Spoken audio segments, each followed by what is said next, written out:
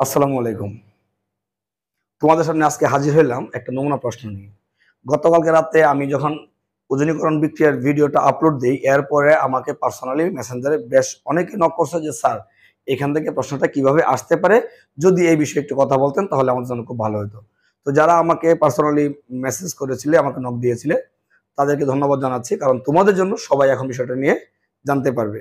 তাহলে চলো আমরা শুরু করি। আজকে দেখো, পিছনে আমি একটা সুন্দর উদ্দীপক লিখে রাখছি এবং এখান থেকে আমাদের কি কি প্রশ্ন আসতে পারে আমি কিন্তু এটা লিখে রাখছি। ঠিক আছে, এখন চলো আমরা এটা ডিটেলস আলোচনা করি। তো আমরা পড়ছি হচ্ছে একটা নমুনা প্রশ্ন, যেটা আমাদের উদ্দীপক আকারে আসে জৈব রসায়ন থেকে, জৈব রসায়ন অধ্যায় থেকে আসে। এখন এখানে কি আসছে একটু খেয়াল করো। প্রথমে দেওয়া আছে এখানে C4H8, C4H8, কার্বন হচ্ছে 4টা, হাইড্রোজেন হচ্ছে 8টা, CnH2n, এটা কার সংকেত স্যার? এটা অ্যালকিনের সংকেত। CnH2n alkyne. কার্বন যে কটা থাকবে, হাইড্রোজেন হবে তার দ্বিগুণ। তার মানে নিঃসন্দেহে আমাদের এই যৌগটা হচ্ছে একটা অ্যালকিন। কি একটা অ্যালকিন? এই অ্যালকিনটাকে ভাঙলে আমরা দুইটা সমাণু পাই, একটা হচ্ছে এ, একটা হচ্ছে বি।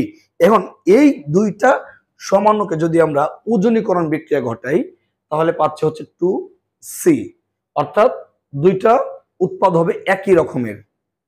আবার বি যে সমাণুটা আছে, যদি এইটাকে আমরা ওজনীকরণ বিক্রিয়া ঘটাই, তাহলে পাবো হচ্ছে আমরা একটা ডি, আর এটা পাবো হচ্ছে আমরা ই। এইটা কিন্তু আমাদের এখানে দেওয়া আছে উদ্দীপকের মধ্যে। আবার একটা বিষয়, তারা একটা নোট তোমাকে দিয়ে দিয়েছে যে এদের মধ্যে সিওডি টলেন বিকারক পরীক্ষা দিলেও ই দেয় না। মানে সি এবং ডি কি করে টলেন বিকারক পরীক্ষা দেয়, কিন্তু ই করে না। ই কি করে? সেই পরীক্ষাটা দেয় না। এটা কিন্তু একটা মারাত্মক একটা ক্লু। এখন স্যার এইটা কিভাবে বুঝবো? এটা তো এই জায়গার এই টপিকের না, এই টপিকের না। তোমার যখন সৃজনশীল প্রশ্ন হয়, ফার্স্ট পেপারে যখন সৃজনশীল মানে তুমি কোশ্চেন আনসার করেছো বা করছো, সেকেন্ড পেপারে অন্য অধ্যায়ে যখন তুমি কোশ্চেনের আনসার করো, তখন কি শুধুমাত্র একটা নির্দিষ্ট টপিক থেকেই প্রশ্ন হয়? উত্তর হচ্ছে না। আমরা স্যাররা চেষ্টা করি কি বেশ কয়েকটা টপিকে কিভাবে এখানে একসাথে এনগেজ করানো যায়, এটা কিন্তু আমরা চেষ্টা করি। এতে করে প্রশ্নটা কি হয়? সুন্দর হয়। আর এখানে তারা তোমাকে একটা ক্লু দিছে, তোমাকে একটা, তারা কিন্তু তোমাকে হেল্প করছে যে সি এবং ডি কি করে টলেন বিকারক পরীক্ষা দেয়, কিন্তু ই দেয় না। তার মানে টলেন বিকারক পরীক্ষাটা কে দেয় এবং কে দেয় না, এই বিষয় সম্পর্কে তোমার একটা সুস্পষ্ট ধারণা থাকতে হবে। আমি এই বিষয়ে আমার অন্যান্য ভিডিও ক্লাসে আমি কিন্তু কথা বলে রেখেছি, তারপরে তোমাদের সুবিধার জন্য আমি বলে দিচ্ছি। মনে রাখবা, অ্যালডিহাইড সমূহ টলেন বিকারক পরীক্ষা দেয়, কিন্তু কিটোন সমূহ এই পরীক্ষা দেয় না। আমি আবারও বলছি, অ্যালডিহাইড সমূহ টলেন বিকারক পরীক্ষা দেয়, কিন্তু কিটোন সমূহ এই পরীক্ষাটা দেয় না। দ্যাট মিনস এখানে স্পষ্ট হয়ে গেল সি এবং ডি টলেন বিকারক পরীক্ষা দেয়। তার মানে উৎপন্ন সি এবং ডি এরা হচ্ছে অ্যালডিহাইড, ই দেয় না। দ্যাট মিনস এটা হচ্ছে কিটোন। ওকে, এইবার চলো আমরা যাই এ বি সি ডি এগুলা কি। এখন এইটা যখন তুমি সমাধান করতে যাইবা, তুমি কিন্তু একটা অপশন পেয়ে গেছো, সি এবং ডি এরা হচ্ছে অ্যালডিহাইড, এটা দেয় না। তার মানে এটা হচ্ছে কিটোন, এটা হচ্ছে তোমার কি কিটোন। গত ক্লাসে তোমাদেরকে আমি পড়িয়েছিলাম ওজনীকরণ বিক্রিয়ায় কিটোন উৎপন্ন হবে কখন? যখন অ্যালকিনটা হবে তোমার শাখা যুক্ত। আমি কি বলছিলাম? সরল অ্যালকিনের ক্ষেত্রে সর্বদা অ্যালডিহাইড উৎপন্ন হয়, কিন্তু শাখা যুক্ত অ্যালকিনের ক্ষেত্রে অ্যালডিহাইড ও কিটোন উভয় উৎপন্ন হয়। একটু মনে করে দেখো, আমি তোমাদেরকে পড়িয়েছিলাম এবং এটাও বলেছিলাম দ্বিবন্ধনযুক্ত যে কার্বনে শাখা যুক্ত থাকবে, ওই কার্বনটা হবে হচ্ছে কিটোন, আর অন্য অংশটা কি হবে? অ্যালডিহাইড। তাহলে এটা পরিষ্কার, যেহেতু এখানে কিটোন উৎপন্ন হচ্ছে, তার মানে এই যে বি সমানুটা, এটা কি হবে? এইটা হবে শাখা যুক্ত। কি হবে? শাখা যুক্ত হবে।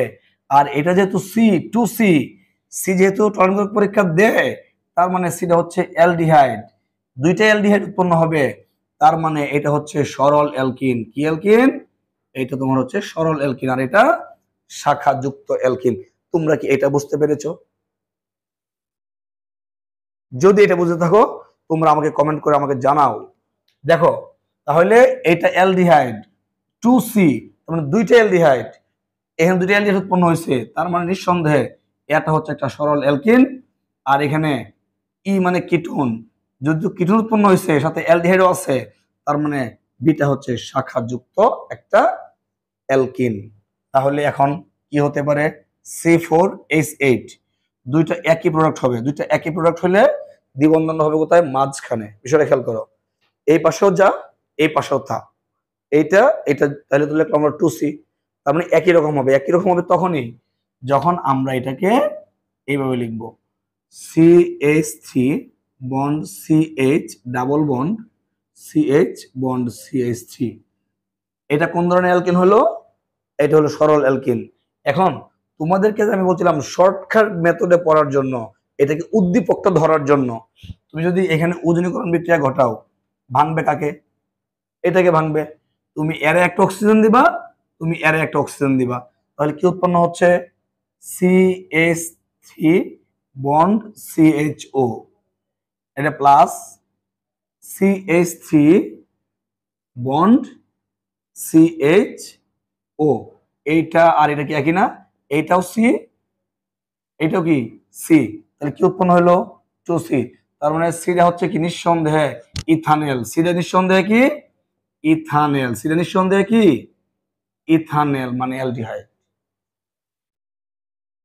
এইবার আমরা আসি এটা, যেহেতু কিটোন আমি আগেই বলছি এটা শাখাযুক্ত, শাখাযুক্ত কিটোনটা শাখাযুক্ত হবে, তার মানে এই অংশ যেটা আছে এই অংশটা হবে কিটোন, মানে এই অংশটা হবে শাখাযুক্ত।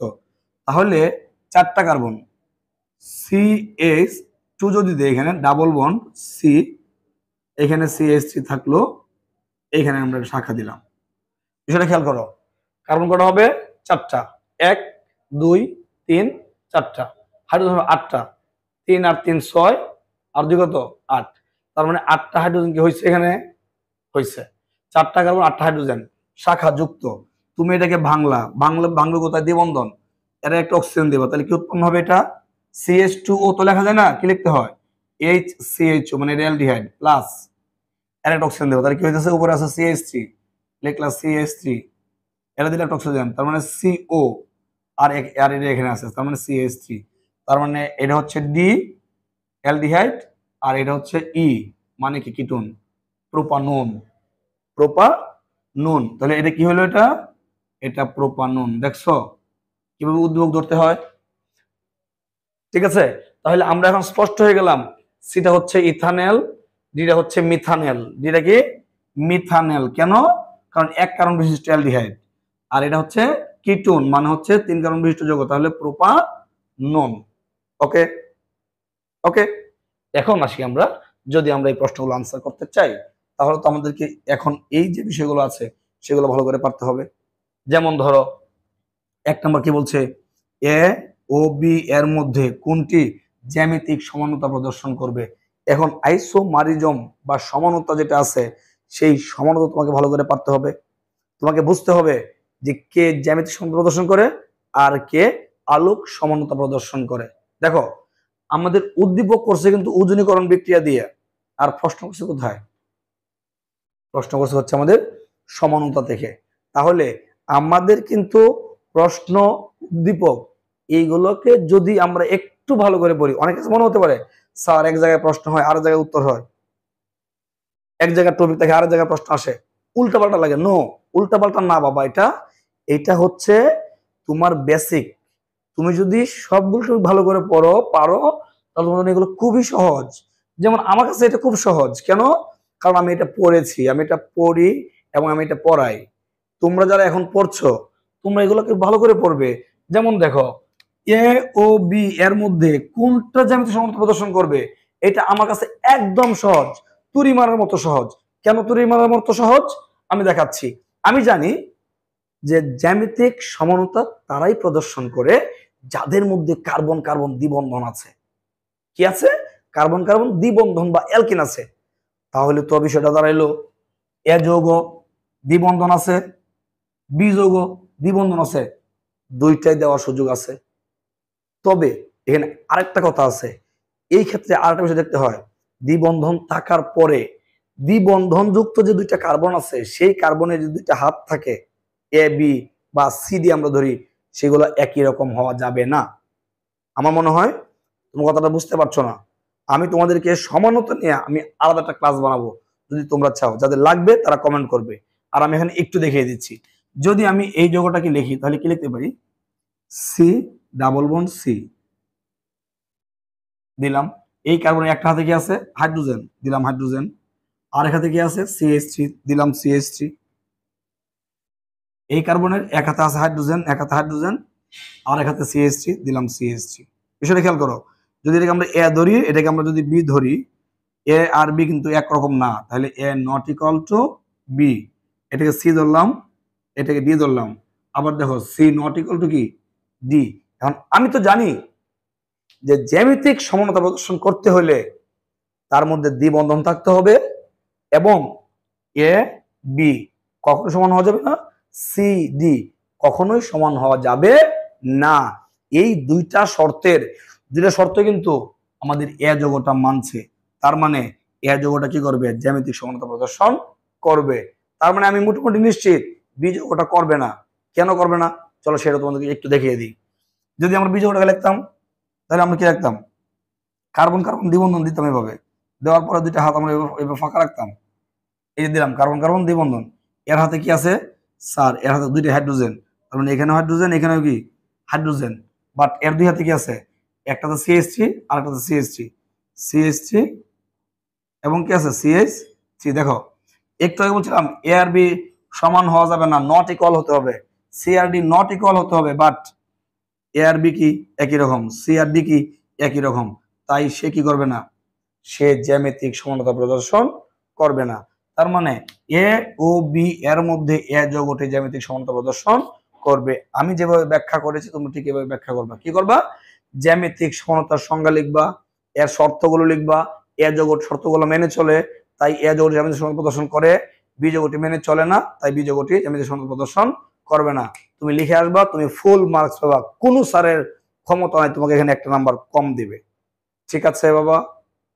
যদি এবার আসি আমরা 2 নাম্বার, সি ও ই এর মধ্যে কেন্দ্রাকর্ষী সংযোজন বিক্রিয়ায় কোনটি অধিক সক্রিয়। সি কি বলছিলাম, ইথানল। ই কি বলছি, প্রোপানন। এখানে একটা প্রশ্ন আসে, খুব ইজি, খুব সহজ এবং খুব ইম্পর্টেন্ট, যে অ্যালডিহাইড এবং কিটোনের মধ্যে কেন্দ্রাকর্ষী সংযোজন বিক্রিয়ায় অ্যালডিহাইড সমূহ অধিক সক্রিয়। কি বললাম, কেন্দ্রাকর্ষী সংযোজন বিক্রিয়ায় অ্যালডিহাইড সমূহ কিটোন অপেক্ষা অধিক সক্রিয়। এটা কিন্তু আলাদা একটা টপিক, আলাদাভাবে কিন্তু এটা আমাদেরকে পড়তে হয়। যদি তোমরা চাও তাহলে আমি এটার জন্য আলাদাভাবে আরেকটা ভিডিও ক্লাস নিব। ঠিক আছে। লাস্ট যে কোশ্চেনটা আছে, ডি হতে কিভাবে অ্যালকেন প্রস্তুত করা যায়। ডিটা কি, ডিটা হচ্ছে মিথানেল। মিথানেল থেকে কিভাবে অ্যালকেন পাওয়া যায়, তোমরা কিন্তু এটা অনেকবারই পড়ছো। একটা বিক্রিয়া ক্লিমেনসন বিজারণ, অ্যালকেন প্রস্তুতির মধ্যে বিক্রিয়াটা আছে ক্লিমেনসন বিজারণ, যে জিঙ্ক অ্যামালগাম এবং গাঢ় HCl দ্বারা কার্বনিল মূলকটি বিজারিত হয়ে মিথিলিন মূলকে পরিণত হয়। মূলত ওই বিক্রিয়াটা কিন্তু অ্যালডিহাইড এবং কিটোন থেকে অ্যালকেন প্রস্তুতির বিক্রিয়া। যদি চাও তাহলে আমি আজকে রাতেই ক্লিমেনসন বিজারণ নিয়ে একটা ভিডিও আপলোড করবো। তবে সেজন্য তোমাদেরকে আমার সাথে এনগেজ থাকতে হবে এবং তোমাদের প্রবলেমগুলো আমাকে জানাতে হবে। এতে এতে তোমাদেরই লাভ, তোমরা সুন্দর সুন্দর মজার মজার অনেকগুলো ক্লাস পাবে। তাহলে আজকে এখানে শেষ করছি। ঠিক এইরকম ভাবে আরো একাধিক অনেকগুলো উদ্দীপক নিয়ে কথা হবে। সবাইকে অসংখ্য ধন্যবাদ। আল্লাহ হাফেজ।